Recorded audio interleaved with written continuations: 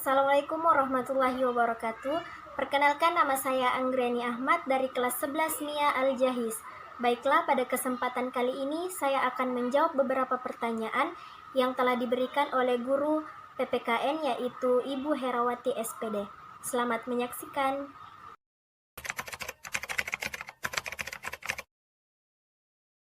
Menurut saya, jika ditinjau dari berbagai aspek, langkah pemerintah saat ini sudah benar tetapi belum efektif. Tetapi jika ditinjau terkhusus di bidang ekonomi, negara kita masih lambat. Terbukti dengan lumpuhnya perekonomian, maraknya rupiah yang terjun bebas, serta ekspor dan impor yang masih terbatas. Masalah umum yang terjadi pada saat ini yaitu naiknya harga barang-barang pokok yang notabene-nya sangat dibutuhkan oleh masyarakat.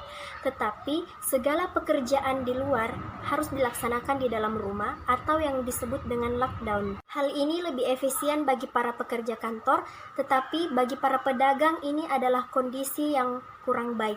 Sebenarnya pergerakan saat ini harus dimulai dari awal saat masalah COVID-19 muncul, agar penyebaran virus dapat diminimalisir dan perekonomian tidak turun seperti saat ini. Tapi pemerintah harus juga memperhatikan hal-hal yang akan berdampak bagi perekonomian di Indonesia. Kerja di rumah harus dibarengi dengan pemenuhan kebutuhan pokok bagi setiap rumah, dengan memberikan kesempatan kepada satu orang setiap keluarga untuk pergi berbelanja memenuhi kebutuhan pokoknya minimal sekali dalam seminggu untuk meminimalisir keramaian dan kerumunan. Pemerintah juga harus mengontrol harga barang-barang pokok agar tidak melonjak naik seperti saat ini.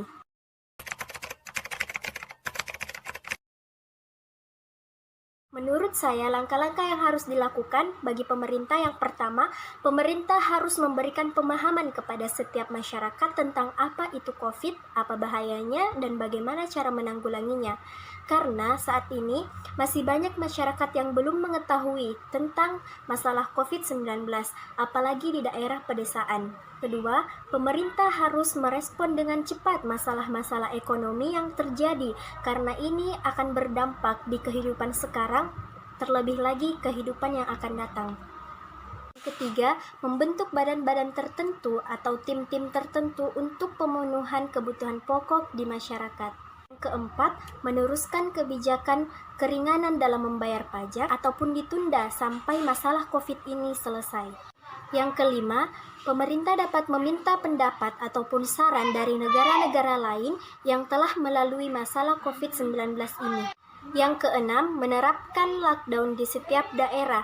Bukan hanya sekedar slogan, tetapi ini adalah anjuran yang harus diefektifkan. Yang ketujuh, menutup tempat-tempat yang akan menimbulkan keramaian. Nah, selanjutnya langkah-langkah yang harus dilakukan oleh masyarakat yaitu yang pertama, masyarakat harus mengetahui apa itu COVID, apa bahayanya, bagaimana cara penanggulangannya. Kedua, mengikuti anjuran pemerintah mengenai lockdown demi kesejahteraan bersama. Yang ketiga, tidak menyebarkan hoaks di media sosial. Keempat, tetap tenang dan mensupport tenaga-tenaga medis dan pemerintah yang sedang berjuang untuk menyelesaikan masalah ini. Jadi kesimpulannya adalah saran saya memiliki solusi, yaitu bagaimana jika pemerintah memberikan kesempatan bagi setiap keluarga untuk memenuhi kebutuhan pokoknya minimal sekali dalam seminggu untuk mengurangi keramaian dan kerumunan. Dan pemerintah juga harus mengontrol harga barang-barang pokok agar tidak melonjak naik. Kita sebagai masyarakat dan sebagai penerus bangsa harus tetap tenang dan mensupport tenaga-tenaga medis yang sedang berjuang dalam menyelesaikan masalah ini. Tetap jaga kebersihan, jangan lupa cuci tangan, jangan lupa berdoa untuk kesembuhan negeri kita.